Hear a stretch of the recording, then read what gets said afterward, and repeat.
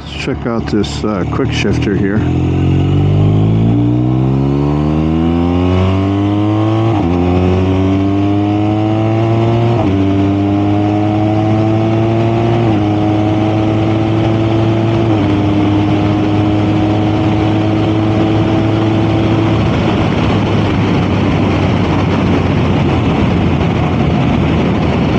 Well, that was fun. Alright, so good day, my friends. Hello, how are you? Nice to see you again. Today I'm going to give you the quick version of my BrenTune from BT-Moto. Just I've had it now for, I don't know, more than a couple of weeks, been riding around with it. I'm more familiar with it now than my first video about it where I installed it. Loving it. So shout out to my friend Nate Kern, the BMW ambassador for the sport bikes.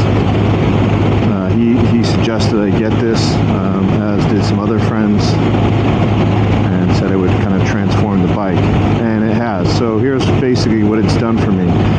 Upon starting the bike, it starts and it's right around 2,000 revs right at the start. The stock ECU would have the bike rev for about 3 minutes at a higher rev, and then calm down to the 2 revs. So what this does is when you start the bike, it goes right to 2, and it warms up a little slower. Not a big deal. I don't really see any big benefit or non-benefit to that. It has definitely increased the power, or not increased, I guess I should say, just giving you access to the power that is there, so it just opens up the potential of the bike.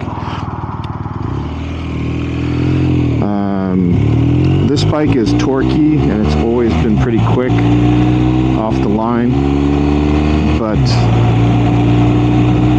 there's definitely, when I crank on the throttle like I did just there, before I flashed the ECU, the bike did not go that fast and get up to speed that quickly. So one of the things I think it has done is it's removed the kind of limiters on the RPMs on each gear, so you're able to kind of really redline or get it up to redline and just crank on the throttle before you bang the quick shifter into the next gear. So you're able to get up to speed a lot quicker. And there's a lot of, like I said in my other videos, there's a lot of urgency I can feel in the throttle. It just wants to go. Another thing it's done, it has lessened the severity of the engine brake.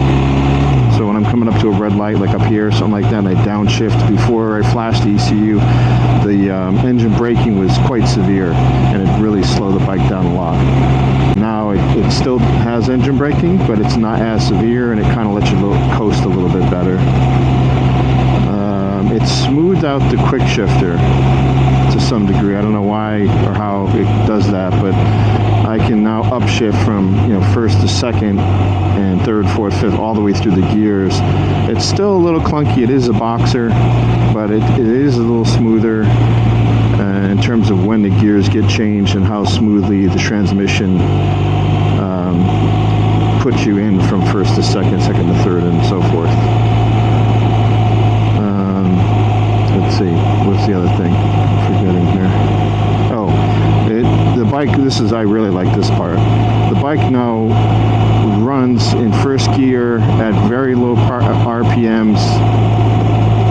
In a neighborhood or a parking lot, I can go really slowly, like 7 miles an hour, or 5 miles an hour, 9 miles an hour, something like that. And the bike stays nice and smooth and steady. It doesn't buck around like the old stock ECU. When I'd get the RPMs down low and I was going 7 miles an hour in a parking lot or something like that with my hand off the clutch, and when my hand off the throttle and the bike was just coasting, it would start bucking around back and forth and jerking the bike back and forth, trying to find the right air, I guess, gas mixture to keep the bike moving forward.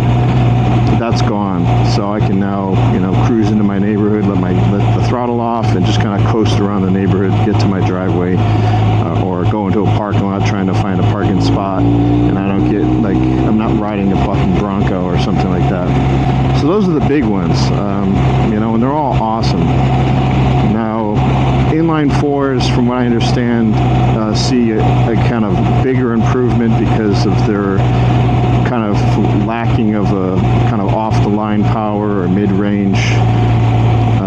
Improves a lot with a tune like this, so it's just more pronounced because this already has a great mid-range and torque to it. It's just improving a little bit.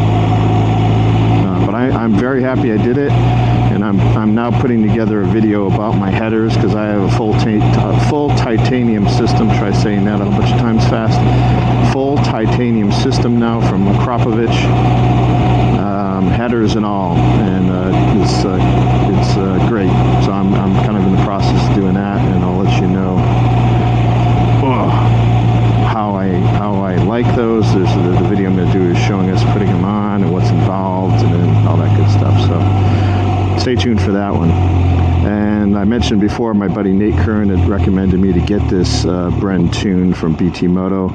I did a really nice interview with him at BMW in Austin, so go check that out. I'll put a link here for that. You can go check that out. I had a nice talk with him. He's an awesome dude. But that's it. Just a quick update on the BrenTune and my flashed ECU. Let's go, red light. Let's go. Come on, come on, come on. All right, here we go.